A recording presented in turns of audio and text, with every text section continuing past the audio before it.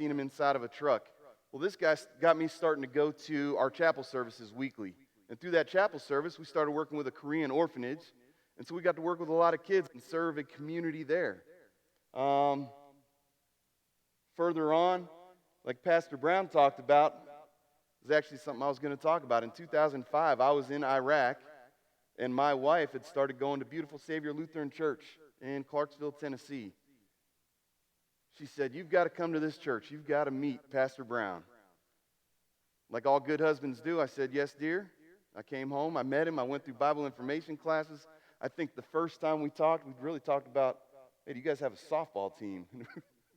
We really got together and played some softball. We really learned how to support each other and meet and grow our community that way. But all through here, you'll see a common theme. I put a lot of pictures of myself with a lot of my friends, my family. I consider them family, right? We've been through a lot of fun and different things and a lot of sad things. You might see there's a picture of a memorial, a headstone. That's one of my best friends who paid the ultimate sacrifice, right? He was killed in Afghanistan. But he did that willingly. He wanted to make sure that our home stayed safe and that nobody would bring any kind of terror or any kind of pain back to this side of the world.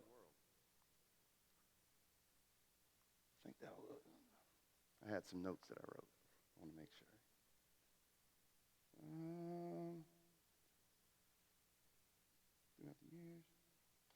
Yeah, so that was really about it. So I want to end with the last unit I was in was the Special Operations Aviation Unit. It's one of the premier aviation units in the world. So they go into dark places in the middle of the night, and they do bad things to bad people sometimes, protect our way of life. And so our unit motto, we always ended with, "I serve with the memory and pride of the men who have gone before me. For they loved to fight, they fought to win, and they would rather die than quit." And that's talking about the ultimate sacrifice for your friends and family. I guess at this time... I'm going to take a few questions from Mr. White, and I'm going to have the microphone here, and I'm going to start with RJ here. We'll start up here. So you want to say your question to the...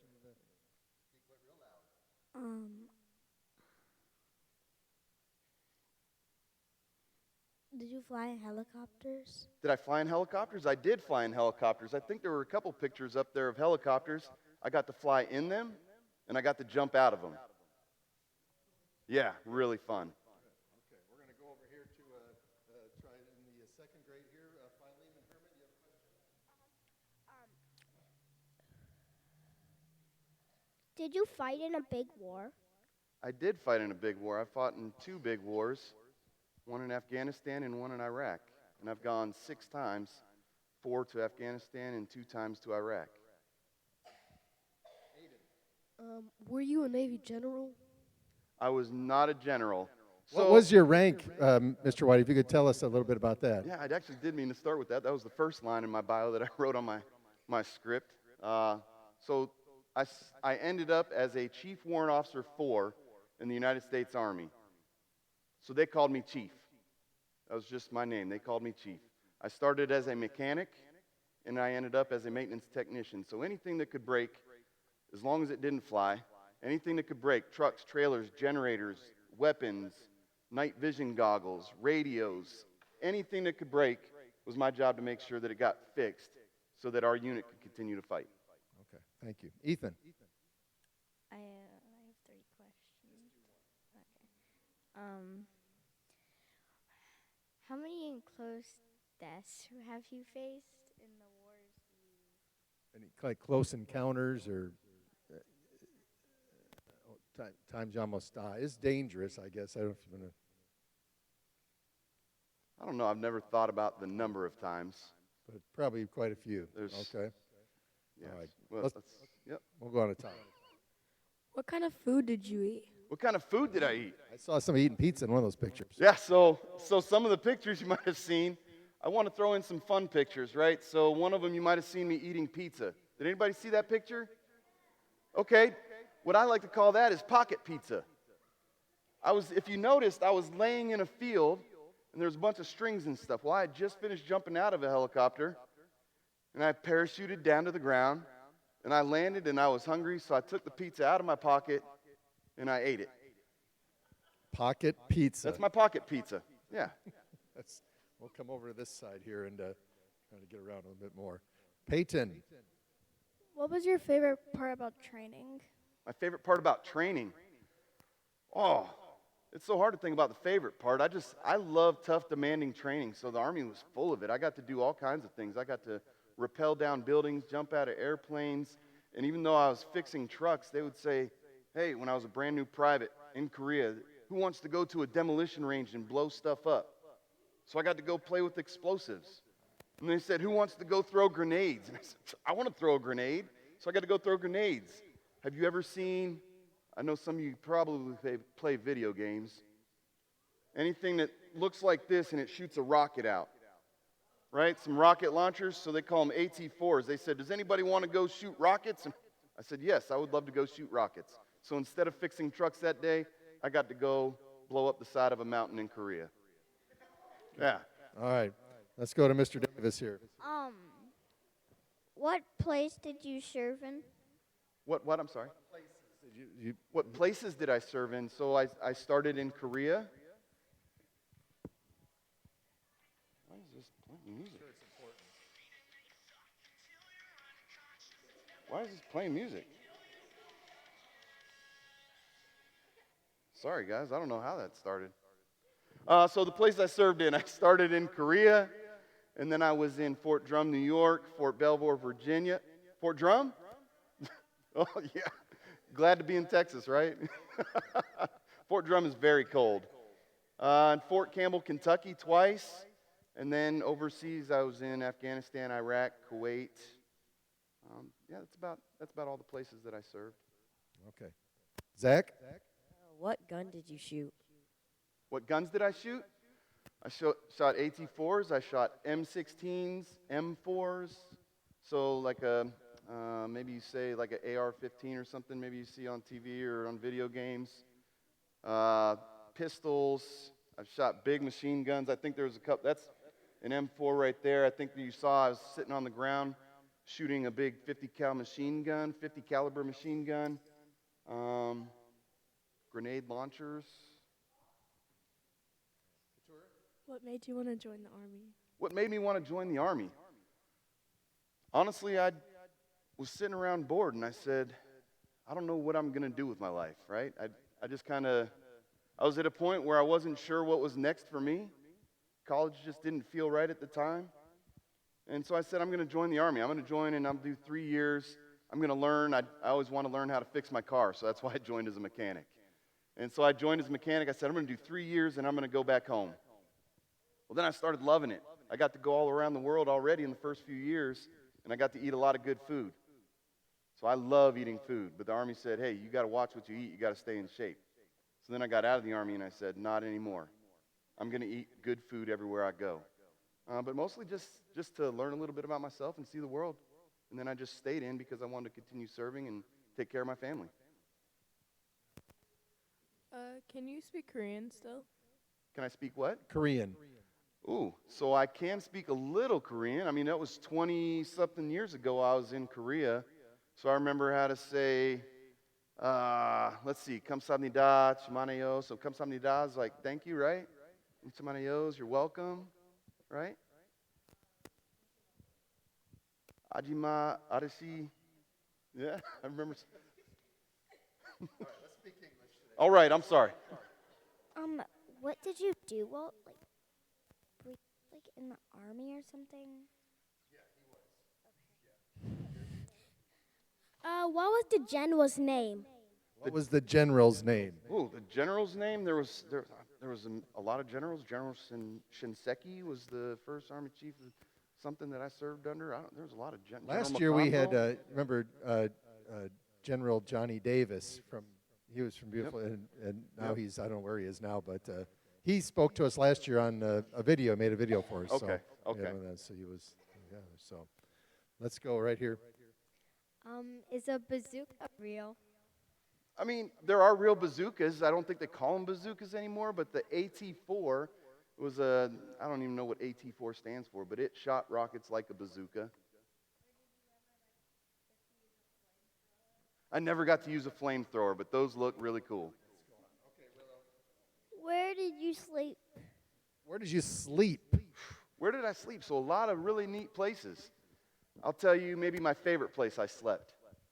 I was in Afghanistan, and my very good friend George, who Pastor Brown also knows. So my very good friend George and I had this mission we had to go do. And the tents that they gave us to sleep in were terrible. So what we did was take a tarp that we found, and we slept under the stars for about a week, just on the side of this mountain, just counting trucks and equipment that we were going to bring back and give to another unit. So we slept outside there. That was a really good night. The stars in Afghanistan. Yeah, stars in Afghanistan and Iraq, you don't see anything better, honestly. There's not a lot of light, and it's beautiful skies at night. Have you ever got to shoot a tank? Shoot a tank? Yeah, I actually have. So I wasn't a tanker, but I got tanks that were in our unit or attached to our unit, and I did get to ride around and shoot tanks. That was very fun. What kind of vehicles did you use? What kind of vehicles? They were called Humvees, and then we had big trucks, like super tankers that carried tanks. Really just any kind of vehicle that you would ever see on TV with the Army. I worked on almost all of them. Yeah, I have a question regarding all the character traits that we talk about: self-sacrifice, humility, respect. What would you say is the one character trait that you felt that you brought strongly in your service to your country? And then what's another one that the Army helped you to develop that you never knew you really had? Okay, so I would say A is probably definitely self-sacrifice. In the Army, we have Army values, and one of those is selfless service. And so a lot of people say what builds a good team and a good unit is that self-sacrifice, that selfless service, where you're willing to do anything for the guy or the girl that's working next to you, and in turn, they're going to do the same and take care of you. So that really builds a good team, a good unit, good friendships, and good bonds. What I learned is probably another value is personal courage. I didn't know that I had some of the courage in me that I did. You know, I think a lot of us, you probably can speak to that, right? They tell you, hey, you're going to go over here and fight in a war. And I was like, oh, I signed up to fix trucks, right? And then you start training, you realize if I'm not trained to take care of my buddies to the right and left, then there's no way that, you know, we can all survive and come back home, hopefully. Does that answer? Azera, Was it scary? was it scary? It was scary at times. What Yeah, I helped have you? no problem admitting that. It was definitely scary at times. There was some times that we would be out on missions.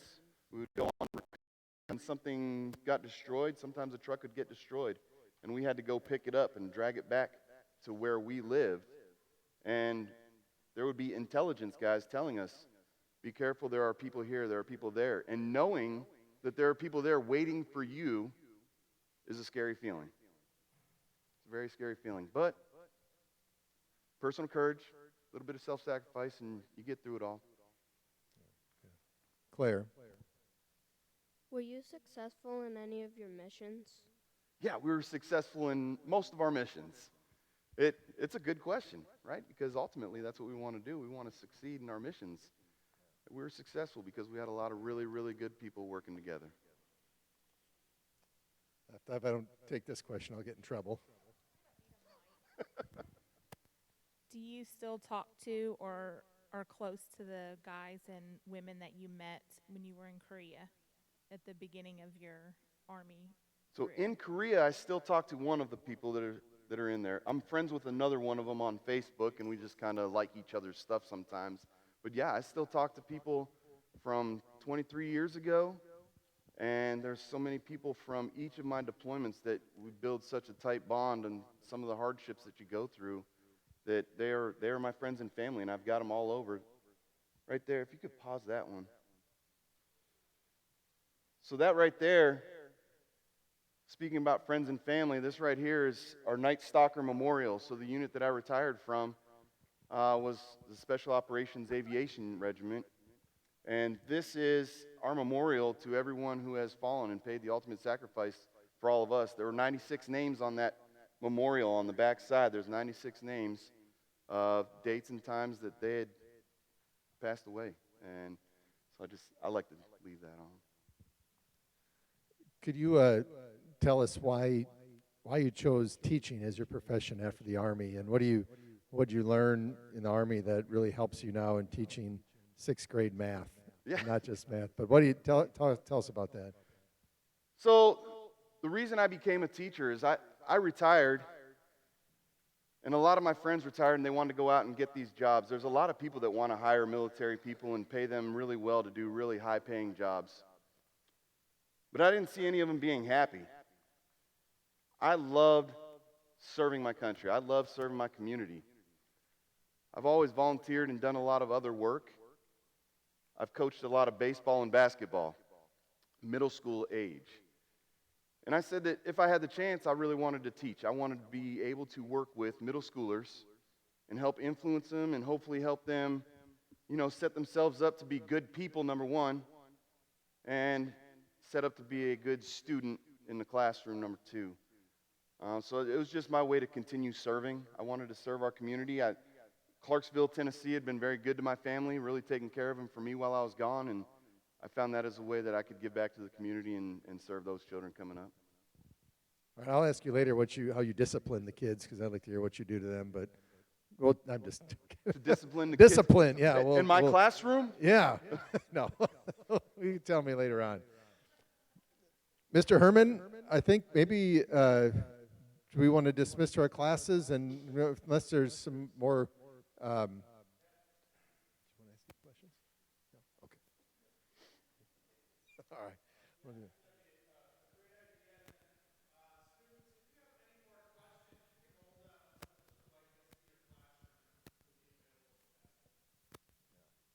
Sounds good. So why don't we give Mr. White? I suppose Mr. Herman, let's do a two clap, huh? Because he was a little bit thrown off by that. Do you want to explain the two clap to Mr. White? Well, why we do it that way, and just because it's you.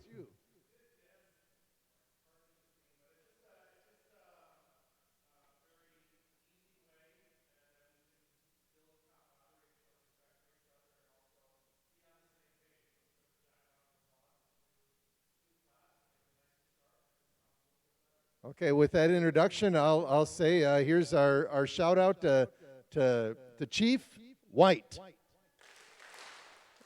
Excellent. Thank you very much. Thank you all so much for having me. We'll I really see you in your appreciate it. classrooms.